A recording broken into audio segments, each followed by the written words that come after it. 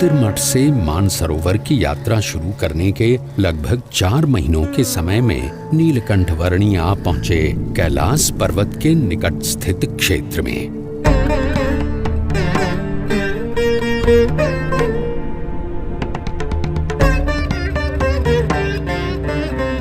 लगभग 21,700 फीट ऊंचे कैलाश पर्वत की तलहटी में राक्षस ताल सरोवर के निकट लगभग 15,000 फीट की ऊंचाई पर स्थित विश्व के सबसे ऊंचे मीठे जल के सरोवर मानसरोवर पर नीलकंठ वर्णी आ पहुंचे।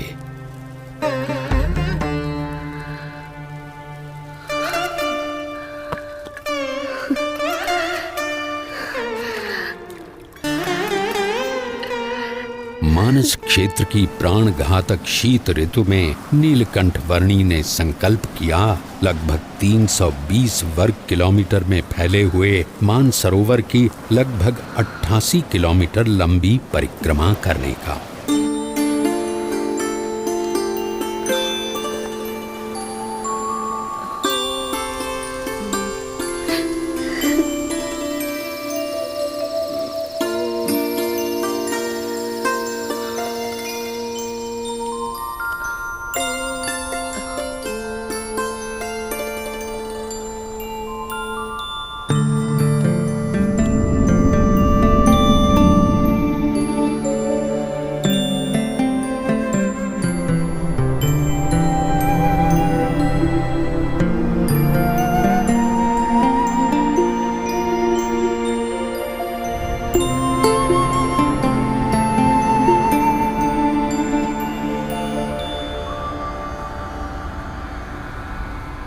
धर्म नियम और भक्ति क्रियाओं के पालन में कोई भी समझौता न करके नीलकंठ वर्णी मुमुक्षु मात्र के लिए जैसे एक उदाहरण प्रस्थापित कर रहे थे।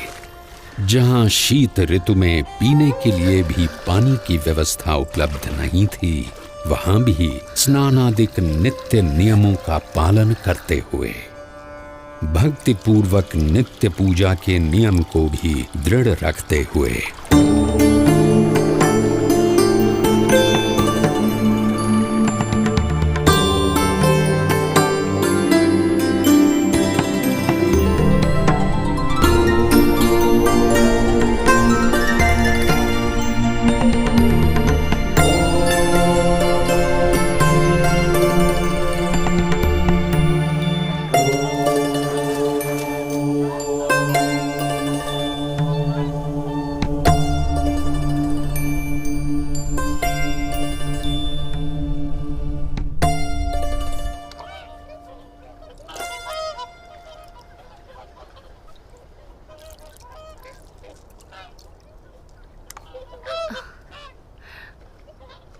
इस जन्म में आप सब हंस हैं और अगले जन्म में आप मेरे परम हंस बनेंगे। इस जगत में साधुत्व के जो परम विशिष्ट आदर्शों का सृजन होगा, उसका आप सब हिस्सा बनोगे। पश्चिम दिशा में मुमुक्षु मेरी प्रतीक्षा में है। भविष्य में वहां मेरा कार्यक्षेत्र होगा। समय आने पर आप सबको वहां मनुष्य जन्म मिलेगा। मैं वहीं आपको मिलूंगा।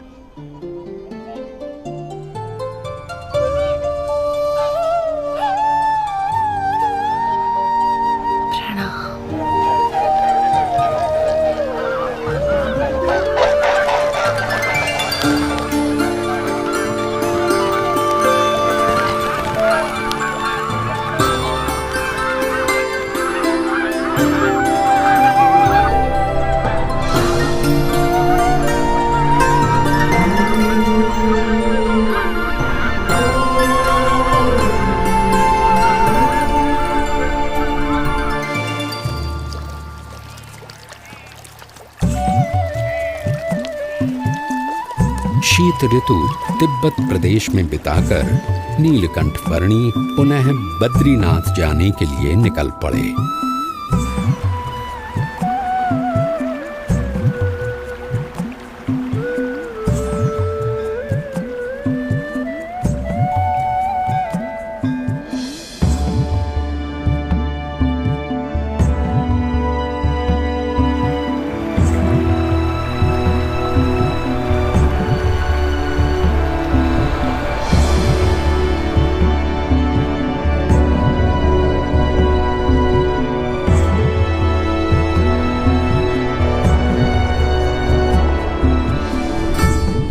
अलकनंदा नदी के किनारे स्थित बद्रीनाथ में नीलकंठ वर्णी पुनः आ पहुंचे।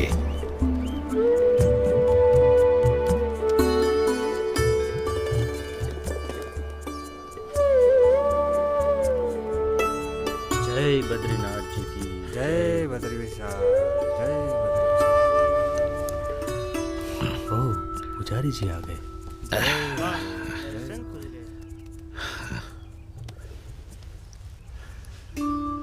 नमो नारायण, नमो नारायण। जय बद्रीनाथ पुजारी जी।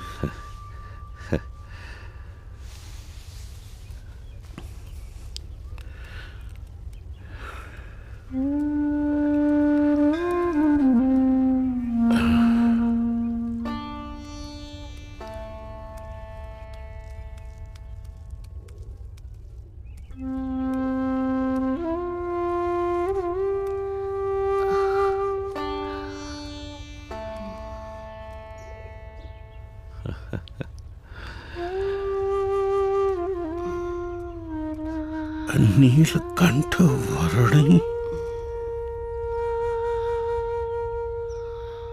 आप नीलकंठ वर्णी हो? जी पुजारी जी। अरे प्रभु, जब भी आपको याद करता था तब चिंता होती थी कि आप किस हाल में होंगे, जीवित भी होंगे या नहीं। जाते समय मैंने आपको कहा था ना कि मैं आपसे फिर मिलूंगा, सो आ गया। परंतु आपका शरीर?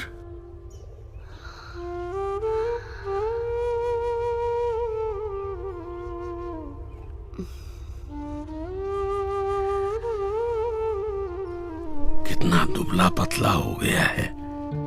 चलिए, सबसे पहले कुछ अन्न ग्रहण कर लीजिए। आइए प्रभु, पधारिए। यहां से चलिए प्रभु, इस तरफ से पधारिए।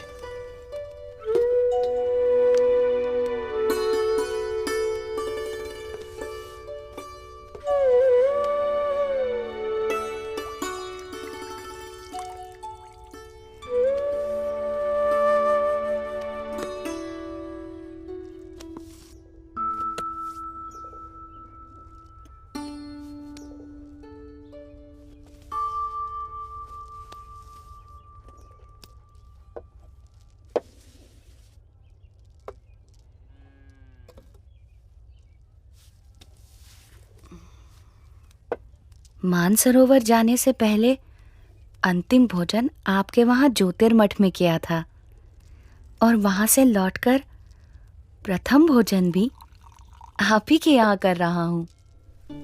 अकल्पनीय। वहां ऊपर 6 महीने तक आप क्या खाकर जीवित रहे?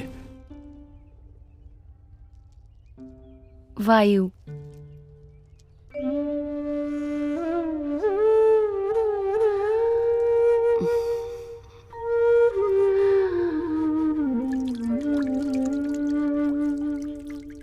मुमुक्षुओं के भावों को परख कर उन्हें अपने संबंध से कल्याण के मार्ग पर प्रेरित करते रहने का नित्य क्रम नीलकंठ वर्णी ने अखंड रखा था।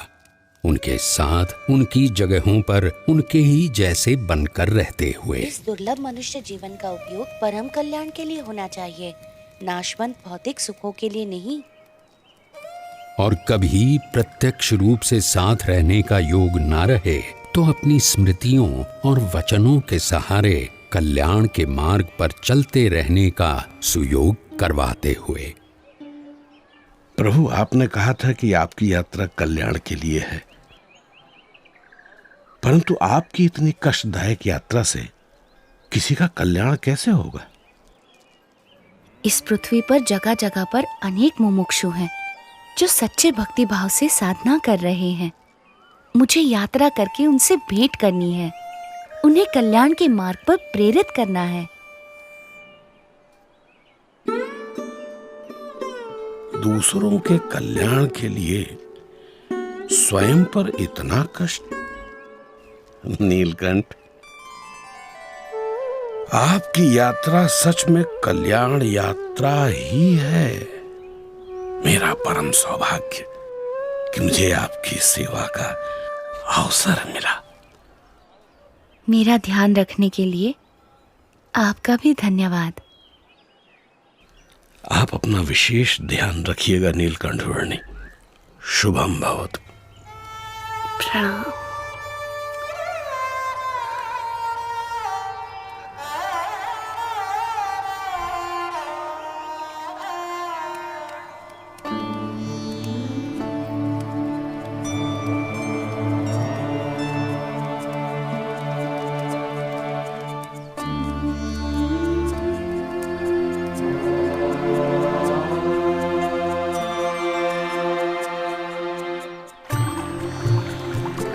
गंगा के प्रवाह समान अविरत और गतिशील ऐसी अपनी कल्याण यात्रा में नीलकंठ वर्णी बद्रीनाथ से गंगा